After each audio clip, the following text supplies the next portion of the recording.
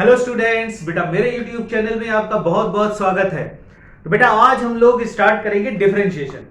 और बेटा जिन बच्चों ने अभी तक मेरे चैनल को सब्सक्राइब नहीं किया है तो वो सारे के सारे बच्चे सब्सक्राइब कर लें जल्दी से, जिससे आपको अच्छे से अच्छा कंटेंट और अच्छे अच्छे कॉन्सेप्ट टाइम से आपको मिलते रहे। ठीक है बेटा, तो आज हम लोग स्टार्ट करते हैं डिफरेंशिएशन।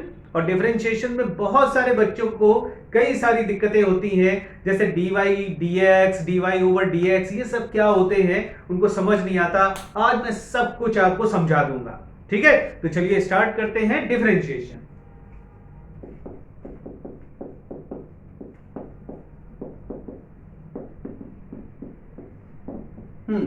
सपोज कर लेते हैं कोई एक रॉड है और उसकी लेंथ x इक्वल टू दे रखी है 10 मीटर। ठीक, अब इस रॉड की लेंथ में कोई एक स्मॉल चेंज करते हैं, स्मॉल चेंज। तो इस स्मॉल चेंज को डेल्टा x से डिनोट करेंगे।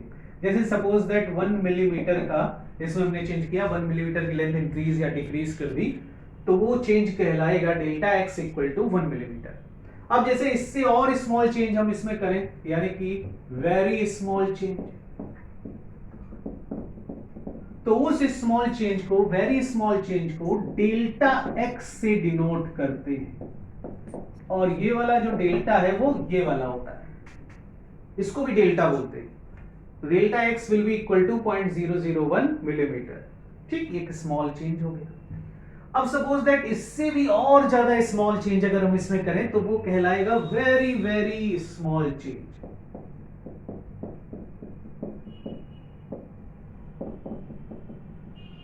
जैसे 0.000000001 मिलीमीटर। ठीक, कई सारे जीरो लगे हुए, इतना स्मॉल चेंज इसमें कर रहे हैं, यानी कि ये देखिए आप, बहुत ज्यादा स्मॉल चेंज हो गया। और इस स्मॉल चेंज को हम एक दूसरे नाम से भी पुकारते हैं, वो नाम है infinite simile small change. Infinite simile small change, और इस इनफाइनाइट सिमिली स्मॉल चेंज को ही बोलते हैं dx। तो dx एक्चुअल में क्या है? चेंज है, infinite simile small change in x। आ रही बात समझ में? इसी तरीके से सपोज दैट कोई y वेलोसिटी है, सपोज दैट y जो फंक्शन है, सपोज कर लिया हमने कि वो वेलोसिटी का है। तो अगर इस वेलोसिटी में कोई एक इनफाइनाइट सिमिली स्मॉल चेंज हम करें तो वो dy से डिनोट होगा। ठीक है, इसी तरीके से कोई भी क्वांटिटी होगी उसमें अगर हम infinite simile small change represent करते हैं तो वो उस क्वांटिटी के टर्म में उससे रिप्रेजेंट होगा आगे d लगा करके। आ रही बात समझ में? तो यहां पर dx और dy जो होते हैं वो एक्चुअल में change in x and y है। ठीक है, ये d का x के साथ कोई मल्टीप्लाई नहीं है, न d का y के साथ कोई मल्टीप्लाई है। समझ आ रहा है? तो ये dx dy क्या है? It is the change in x and y respectively. Clear बेटा? अब जैसे dy ओवर dx लिखा हुआ है, तो इसको पढ़ते हैं डिफरेंशिएशन ऑफ y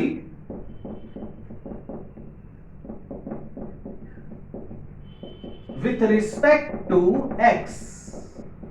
इसको पढ़ेंगे differentiation of y with respect to x। ठीक है, एक और नाम भी इसका है, it is also called instantaneous rate of change of y with respect to x। ठीक, इसी को ही पढ़ सकते हैं instantaneous rate of change of y with respect to x। ठीक है, देखिए यहां पर जो dy बाई dx है, इसमें यह रिप्रेजेंट हो रहा है कि y वाला फंक्शन कितना फास्ट चेंज होता है जब हम x को चेंज करते हैं। ठीक है, क्लियर हो रहा बेटा? तो dy over dx is the differentiation of y with respect to x and it is also called instantaneous rate of change of y with respect to x। Clear हुआ बेटा? अब देखिए डिफरेंशिएशन में कुछ फॉर्मूले हैं जो हम यहां पर पढ़ेंगे, जिससे फिजिक्स में जितनी भी प्रॉब्लम्स आएंगी उनको हम बड़ी आसानी से सॉल्व कर लेंगे। ठीक है, तो चलिए आगे बढ़ते हैं। ओके बेटा, आगे बढ़ते हैं। अब आते हैं फॉर्मूलों पर। तो पहला फॉर्मूला है सपोज दैट अगर y इज इक्वल टू दे रखा है c and c is the constant, जो c है वो कोई एक कांस्टेंट है, तो देखिए कांस्टेंट का जब हम डिफरेंशिएशन करते हैं तो इसका डिफरेंशिएशन जीरो होता है, यानी कि dy बाई dx, x के रिस्पेक्ट में हम y फंक्शन को डिफरेंशिएट कर रहे हैं, तो dy बाई dx लिखेंगे इसको, और यही बन जाएगा dy by dx of c, y की जगह आ जाएगा c, यानी कि कांस्टेंट का differentiation with respect to x, तो ये वैल्यू जीरो के इक्वल होती है। तो आपको याद रखना है कि कोई भी कांस्टेंट होगा उसका जब भी हम डिफरेंशिएशन करेंगे तो उसकी वैल्यू जीरो के इक्वल होती है। सेकंड पॉइंट पर आते हैं, if y is equal to x to the power n, यानी कि y जो है वो x का फंक्शन है, तो dy by dx equal to dy by dx of x to the power n, तो dy by dx of x to the power n अगर आपको दे रखा है तो इसका डिफरेंशिएशन होता है nx to the power n minus 1, ये जो पावर है वो यहाँ मल्टीप्लाई में आ जाती है और x की जो पावर है उसमें से 1 सब्ट्रैक्ट हो जाता है, ठीक है, तो ये बन जाएगा nx to the power n minus 1। Third point पर आते हैं, if y is equal to c x to the power n, c यहां पर वही कांस्टेंट है और x वेरिएबल है, ठीक, तो जब इसका हम डिफरेंशिएशन करेंगे मतलब dy बाई dx निकालेंगे, मतलब dy बाई dx करेंगे cx to the power n का, तो ये कांस्टेंट होता है, अगर वो मल्टीप्लाई में है वेरिएबल के तो ये बाहर आ जाता है, तो c बाहर आ जाएगा और dy बाई dx होगा x to the power n का, तो ये क्वांटिटी बन जाएगी cx c nx to the power n minus 1, ठीक है, तो इसका डिफरेंशिएशन ये हो जाएगा। नेक्स्ट पॉइंट पर आते हैं, अब जैसे suppose that y is equal to f1x plus minus f2x plus minus f3x, ठीक, ऐसे कई सारे फंक्शन प्लस माइनस में दे रखे हैं, इसका डिफरेंशिएशन करना है, तो dy by dx equal to यहां पर हो जाएगा dy by dx of f1x plus minus dy by dx of f2x plus minus dy by dx of f3x, ऐसे जितने भी फंक्शन है प्लस माइनस में सबका अलग अलग डिफरेंशिएशन हो जाएगा, यानी कि सबका dy बाई dx हो जाएगा प्लस माइनस के टर्म। इतना क्लियर हुआ बेटा सबको, ठीक। नेक्स्ट पॉइंट पर आते हैं,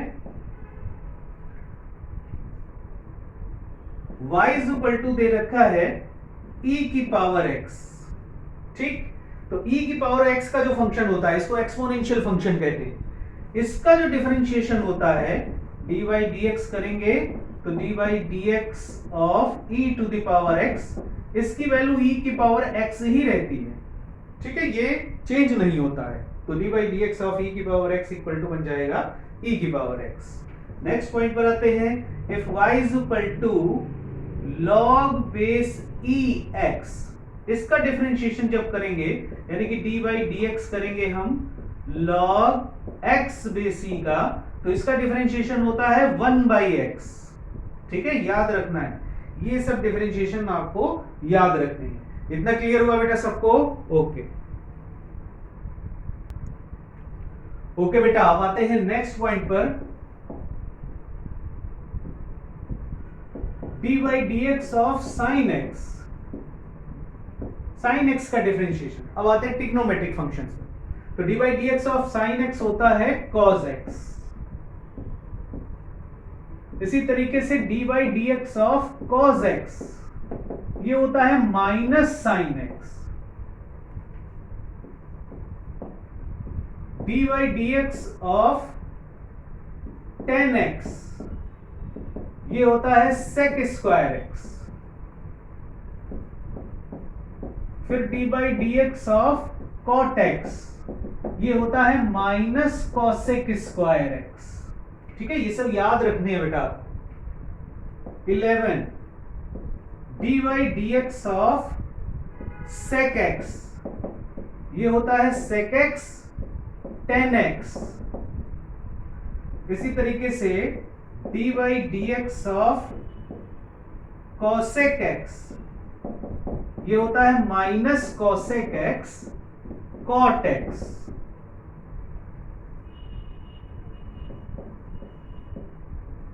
ठीक है, नेक्स्ट पॉइंट पर आते हैं। अगर फंक्शन दे रखा है ax प्लस बी की पावर n, ठीक है, जैसे y is equal to x to the power n था, अब उसकी जगह ax प्लस b की पावर n है। तो ये वाला टर्म जो आया हुआ है यहां पर ax प्लस b, अब इसका जब हम डिफरेंशिएशन करेंगे तो थोड़ी देर के लिए एज्यूम कर लेंगे कि ये पूरा जो ax प्लस b है इसको x की तरह एज्यूम कर लेंगे, x की तरह एज्यूम कर लेंगे। और जैसे x की पावर n का डिफरेंशिएशन होता था, पहले उसी की तरह बिल्कुल डिफरेंशिएशन करेंगे और उसके बाद एक टर्म इसमें और जुड़ जाएगा, इस ax प्लस b को जिसको हमने x एज्यूम किया है उसका दोबारा से डिफरेंशिएशन हो जाएगा। तो देखिए क्या बनेगा, डिफरेंशिएशन करते हैं इसका, यानी कि dy dx करेंगे हम लोग ax plus b to the power n का। तो देखिए ये बन जाएगा n times ax plus b to the power n minus 1। ठीक है, पहले तो ये हो जाएगा, इसको x की तरह एज्यूम करके जो डिफरेंशिएशन होता है, और इनटू साथ में dy dx करेंगे हम ax प्लस b का, ax प्लस b का इसके साथ एक बार और डिफरेंशिएशन। क्लियर हुआ बेटा इतना? अब इसका एक एग्जांपल करते हैं। जैसे सपोज दैट हमें दे रखा है y is equal to 2x plus 3 की पावर 4। अब यह सपोज दैट इसका डिफरेंशिएशन करना है, तो dy dx of 2x plus 3 की पावर 4, तो ये बन जाएगा 4 2x प्लस 3 की पावर 3, एक पावर कम हो जाएगी, और इनटू मल्टीप्लाई में dy dx होगा 2x प्लस 3 का। ठीक है, तो यहां पर देखो आ जाएगा 4, और यहां पर dy dx of 2x plus 3 करेंगे तो 2 तो कांस्टेंट है, बाहर आ जाएगा, x का डिफरेंशिएशन 1 बनेगा और 3 कांस्टेंट है, उसका डिफरेंशिएशन 0, तो यहां पर ये 2 बाहर आ जाएगा। तो 4 इंटू 2x प्लस 3 की पावर 3, तो फाइनली ये बन जाएगा 8 ब्रैकेट में 2x प्लस 3 की पावर 3, ये फाइनल आंसर आ जाएगा। क्लियर हुआ बेटा सबको? ओके ओके, अगले एग्जांपल पर आते हैं बेटा। जैसे सपोज दैट दे रखा है y is equal to e to the power 4x। ठीक, तो इसका डिफरेंशिएशन जब हम करेंगे dy dx ऑफ e की पावर 4x, तो क्या करिए, इस 4x को आप x की तरह पहले एज्यूम कर लीजिए, तो इसका डिफरेंशिएशन बन जाएगा e की पावर 4x, और फिर उसके बाद क्या करेंगे, dy dx करेंगे 4x का, तो 4 कांस्टेंट बाहर आ जाएगा, dy dx ऑफ x 1 बन जाएगा। तो फाइनली ये आंसर आएगा हमारा 4e to the power 4x। Next example पर आते हैं। सपोज दैट ट्रिग्नोमेट्रिक फंक्शन है y is equal to sin 3x, तो dy dx करेंगे sin 3x का, तो इसको 3x को पहले x की तरह एज्यूम कर लो, तो sin x का जैसे डिफरेंशिएशन करते हैं वो बन जाएगा dy dx of sin x क्या होगा, cos x, मतलब cos 3x, और फिर उसके बाद dy dx करेंगे किसका, 3x का, इस पूरे 3x को हम x की तरह एज्यूम करेंगे, तो उसी का डिफरेंशिएशन मल्टीप्लाई हो जाएगा, तो ये आ जाएगा 3 cos 3x। ठीक है, क्लियर हुआ बेटा सबको? ओके, चलो आगे बढ़ते हैं। अब आते हैं नेक्स्ट पॉइंट पर, 14 पर। अब देखिए, जैसे मान लीजिए हमारे पास कोई ऐसा फंक्शन दे रखा है कि दो फंक्शनों का मल्टीप्लाई है, y is equal to f1x into f2x, दो फंक्शन का मल्टीप्लाई है, इसका डिफरेंशिएशन करना है, तो dy by dx equal to dy dx of f1x into f2x, तो ये इक्वल टू होता है f1x dy dx of f2x, फिर plus f2x dy dx of f1x। ठीक है, ये इसका सॉल्यूशन है।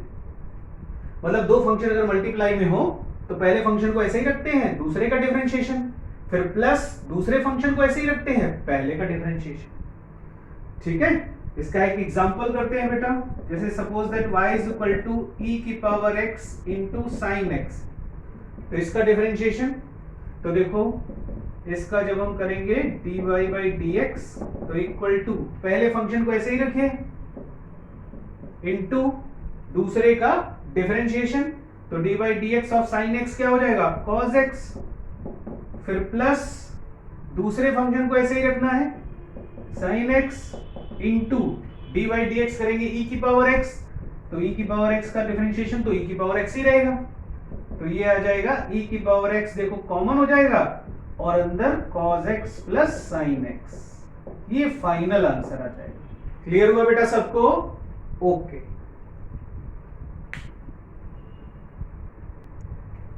ओके बेटा, नेक्स्ट पॉइंट पर आते हैं, point number 15, y is equal to f1x upon f2x। Means दो फंक्शन हमको दे रखे हैं जिनका डिवीजन हो रहा है, तो इसका जब हम डिफरेंशिएशन करेंगे यानी कि dy बाई dx निकालेंगे f1x अपॉन f2x का, तो इसका फॉर्मूला होता है ये f2x इधर ऊपर आएगा और फिर dy by dx of f1x, फिर माइनस साइन इसमें लगता है और इधर आएगा f1x और फिर dy बाई dx होगा f2x का और पूरे के अपॉन में डिवीजन f2x का स्क्वायर। ठीक है, ये इसका फॉर्मूला है। अच्छा, इसी कॉन्सेप्ट को हम मल्टीप्लिकेशन वाले कॉन्सेप्ट से भी सॉल्व कर सकते हैं। कैसे, देखो ध्यान से, ये जो y इज इक्वल टू हमें दे रखा है, इसका जब हम डिफरेंशिएशन करेंगे dy by dx of f1x upon f2x, तो इसको ऐसे भी लिख सकते हैं dy by dx of f1x into f2x to the power -1, ये ऊपर जाएगा तो -1 हो जाएगा पावर। अब ये दोनों फंक्शन मल्टीप्लाई में हो गए, तो अब ये वाला कॉन्सेप्ट बिल्कुल वैसे ही हो जाएगा जैसा इससे पहले वाला हम लोगों ने सीखा था। क्लियर हुआ बेटा सबको? ओके।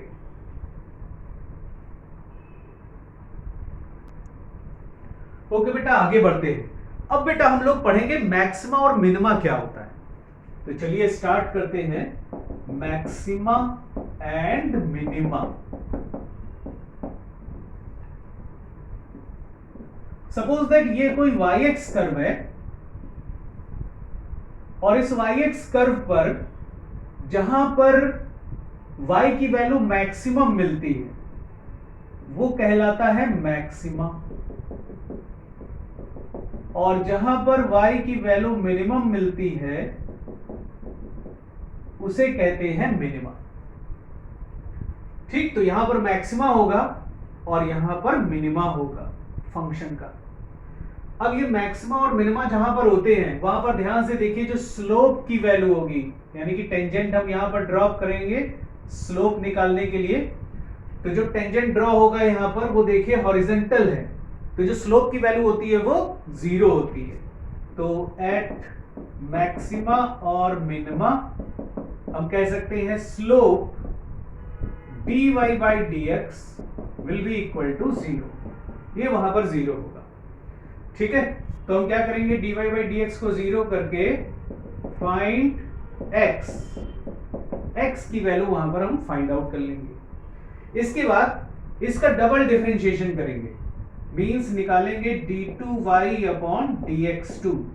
ठीक है, यानी कि double differentiation of y with respect to x।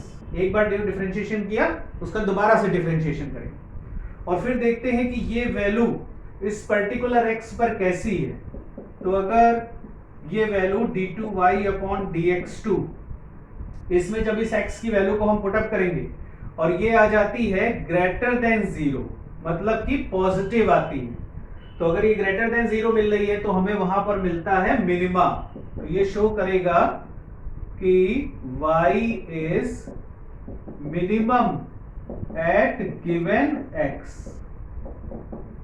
ठीक है, अगर d2y अपॉन dx2 की वैल्यू पॉजिटिव है तो y की वैल्यू मिनिमम होगी उस गिवन x पर, और यदि d2y अपॉन dx2 की वैल्यू लेस देन 0 है यानी कि निगेटिव है, तो वहां पर y की वैल्यू मैक्सिमम, तो y is maximum at given x। तो उसी गिवन x पर y की वैल्यू मैक्सिमम हो। ठीक है, ये दोनों पॉइंट हमें इसके लिए याद रखने पड़ेंगे कि कहां पर मैक्सिमम मिलेगा, कहां पर मिनिमम मिलेगा। इतनी बात क्लियर हुई बेटा सबको? ओके बेटा, अब एक प्रॉब्लम सॉल्व करते हैं। देखो दिया हुआ है find the maximum and minimum value of y function if y is equal to x cube minus 3x square plus 6। ठीक है, इस y की मैक्सिमम और मिनिमम वैल्यू निकालनी है। ठीक, और y फंक्शन हमें x में ये गिवन है। चलिए सॉल्व करते हैं। तो देखो सबसे पहले तो हम क्या करेंगे, इसका dy बाई dx निकालना है, dy बाई dx, और इसको कर दे 0। ठीक है, तो मैक्सिमा और मिनिमा कहां होंगे ये हमको पता लग जाएगा। तो dy बाई dx अगर इसका करते हैं तो देखो आएगा 3x स्क्वायर माइनस 6x। ठीक, ये आ गया इसका dy बाई dx, और इसको क्या करना है 0। तो इसको जब 0 के इक्वल रखेंगे तो देखो यहां से हमें इसके दो रूट मिलेंगे। एक तो मिलेगा x इक्वल टू 0 और एक मिलेगा x इक्वल टू 2। ठीक है, देखो मिल जाएगा यहां से दोनों वैल्यूज आ गई x की हमारे पास। अब क्या करेंगे, इसका double differentiation d2y upon dx2 निकालेंगे। d2y बाई dx2 करोगे तो देखो ये आ जाएगा 6x और माइनस 6, ये वैल्यू आ गई d2y बाई dx2 की, डबल डिफरेंशिएशन। अब क्या करेंगे, इसमें x की जगह पहले 0 रखते हैं। तो देखो क्या आएगा, x की जगह 0, तो जैसे ही हमने 0 रखा तो ये टर्म तो 0 हो गया, तो बचा माइनस 6। तो यहां पर फंक्शन कैसा होगा, देखो d2y बाई dx2 कैसा आ गया, निगेटिव। तो जब निगेटिव होता है तो क्या मिलता है, मैक्सिमा। ठीक है, तो y मैक्सिमम होगा एट x इक्वल टू 0 पर। अब x इक्वल टू 2 रख देते हैं इसी में। तो देखो 2 रखेंगे तो क्या वैल्यू आएगी, 12 माइनस 6, तो ये प्लस का 6 आ जाएगा, यानी कि ये आ गया कैसा, पॉजिटिव। तो अगर पॉजिटिव आ गया तो इसका मतलब यहां पर y मिनिमम होगा। तो y minimum at x equal to 2। ठीक है, तो y कहां पर मैक्सिमम और मिनिमम होगा, ये दोनों वैल्यूज हमको पता हो गई। अब इसी y की मैक्सिमम और मिनिमम वैल्यू निकालनी है। तो y maximum equal to, y maximum निकालने के लिए क्या करेंगे कि y मैक्सिमम है कहां पर, देखो x इक्वल टू 0 पर। तो यही x की वैल्यू इसमें पुट अप कर दो y वाले फंक्शन में, तो y की मैक्सिमम वैल्यू आ जाएगी। तो देखो ये दो टर्म तो 0 हो जाएंगे, प्लस 6, तो ये कितना आ जाएगा 6। तो y की मैक्सिमम वैल्यू आ जाएगी 6, और y की मिनिमम वैल्यू, मिनिमम है x इक्वल टू 2 पर, तो 2 रख दो, तो 2 का क्यूब माइनस 3 इंटू 2 का स्क्वायर प्लस 6, तो ये हो जाएगा 8 माइनस 12 प्लस 6, तो कितना हो गया ये 14 माइनस 12, तो 2 के इक्वल। ठीक है, तो ये आ जाएगा 2। तो y की मिनिमम वैल्यू होगी 2 के इक्वल और मैक्सिमम वैल्यू होगी 6 के इक्वल। क्लियर हुआ बेटा ये सबको? ओके ओके बेटा, अब ये क्वेश्चन मैं आपको दे रहा हूं एग्जांपल। ठीक है, प्रैक्टिस के लिए इसको जल्दी से सॉल्व करिए, फिर उसके बाद आंसर इसका मैच कराते हैं। ठीक है, स्क्रीन को पॉज करके सॉल्व कर लीजिए, फिर आंसर मैच कराते हैं।